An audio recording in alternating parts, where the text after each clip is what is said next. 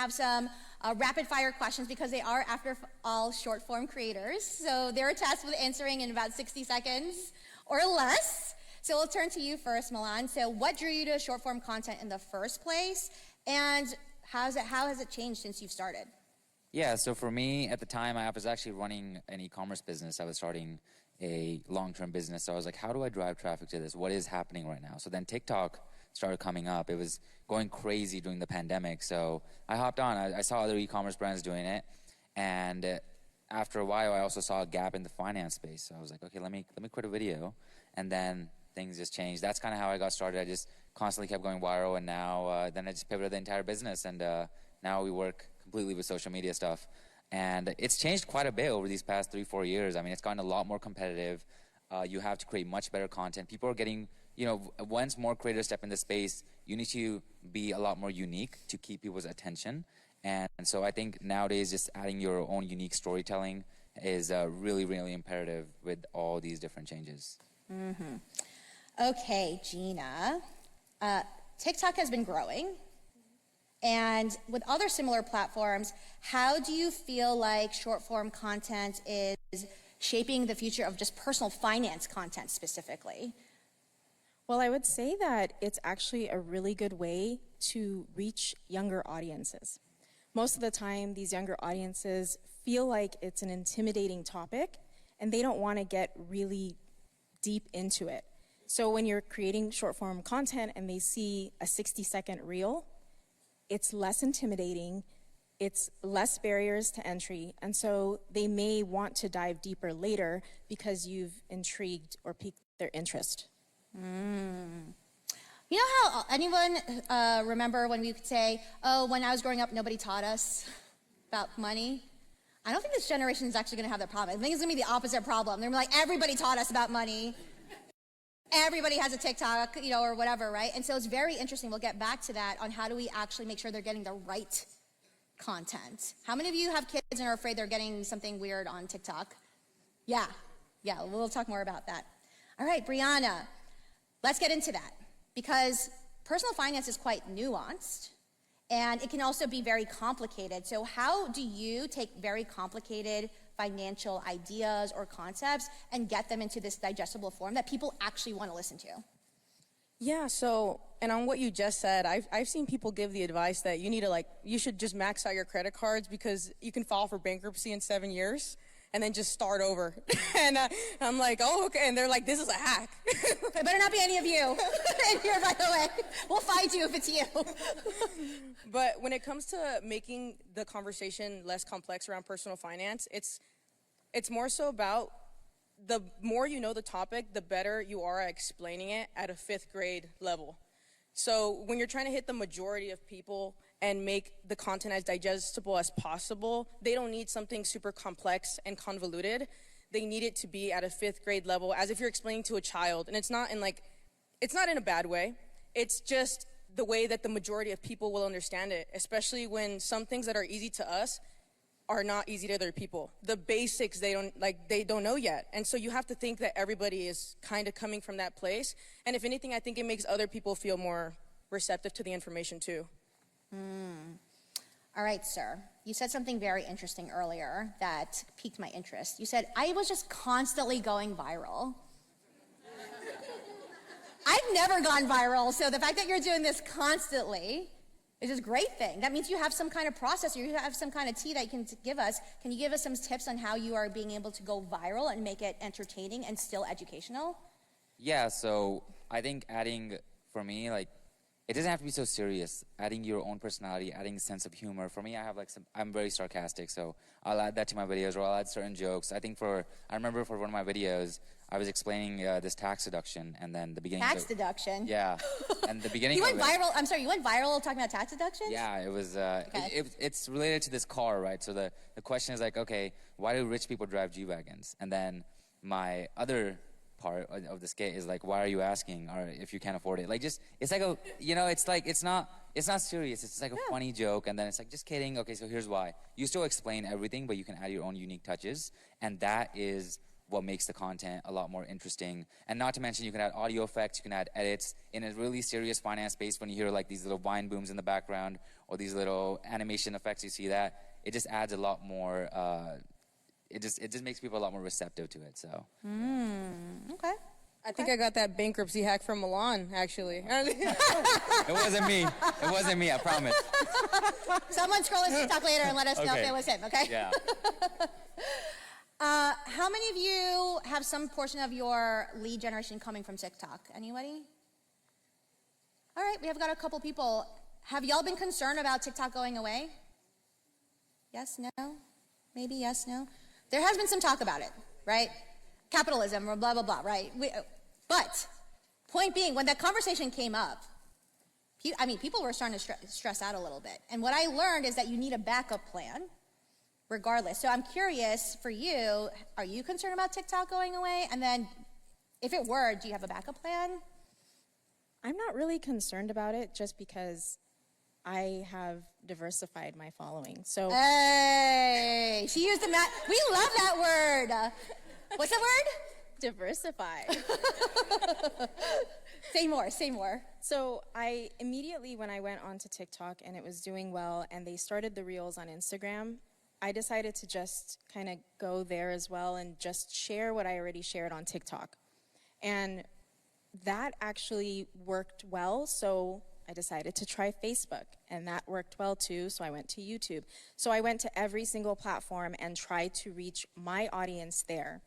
And because I have that diversified audience, if TikTok goes away, I'm okay. The other thing is I make sure that I have a way to get my captive audience to my platforms, not just on social media. So if TikTok or any of the platforms or all of the platforms go away, I still have a way to reach my audience. Mm-hmm. Can you follow up on diversifying? Because, I think people want to know. So can you give some examples of other ways you've diversified? Yeah. So I have an email list, and I think that's a really big function that you must have as a business owner and as a media creator, because that's the way that you're going to reach your audience. They have bought into what you have to say. They want to hear from you, and they're not being distracted by anything else. When they get an email from you, it is just from you, and they're not looking at anything else. They're not scrolling away, right? You have a captive audience there. So that is probably the biggest thing. The other thing is checking out different ways to build community off of those platforms in a way that is building connection. When you can build connection off of the social media platforms, you have a better chance that even if one of those platforms goes away, that audience is going to look for you because they got value from you. So they're always going to be following you wherever you go. I love that. I love that. How many of you have your email lists? How many of you feel like you're fully optimized? There's nothing you can do to improve it? So guess what your homework assignment is after this. All right, let's go to you, Breyanna. I will say, I'll give you a little tea. Right before y'all got in here, I was like, I want to pretend that I'm a really good short form content creator. So I was like, let's do this really corny thing where we go woo, right? And she was just like, let's do this angle and let's do that. She knew exactly. And I was like, she's good. She is so good. So you make it feel like it's easy and it's fun. But have you actually ever felt challenged by it? What was most challenging for you when it comes to creating short form content?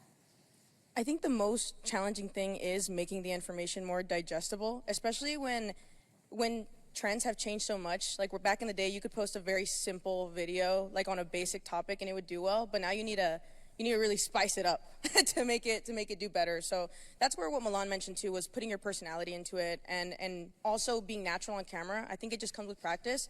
The more you make videos, the better you're going to get at making them look natural. I think when you start, you're a little nervous. It's like everything takes practice. So I think the more you do it, you're just going to become more natural on camera, and it's going to be even more pleasing to the eye just because you look so natural on camera.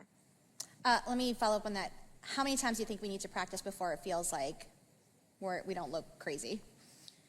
That depends on the person, because some people are naturally more extroverted and some people can walk up on stage and just start talking, and then there's others that it would take them a lot of practice to feel comfortable doing that.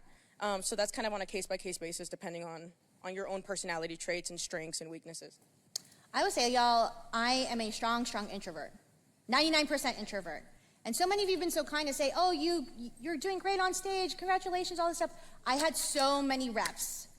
I've been on stage hundreds of times at this point, so that's why it feels a little bit easier. This is not natural ability. So remind yourself, even if it's short form content, even you're just talking to the camera, that takes skill and practice. It's not just like putting stuff up one time and then putting it up. Do you want to follow? Do you have something to say on that? Yeah, I was just gonna say, like, if you scroll down to some of the videos of any big creator, like the old ones, you'll see just how massive these changes are. It's just consistently going day by day, and as long as you can be consistent, you're automatically gonna improve.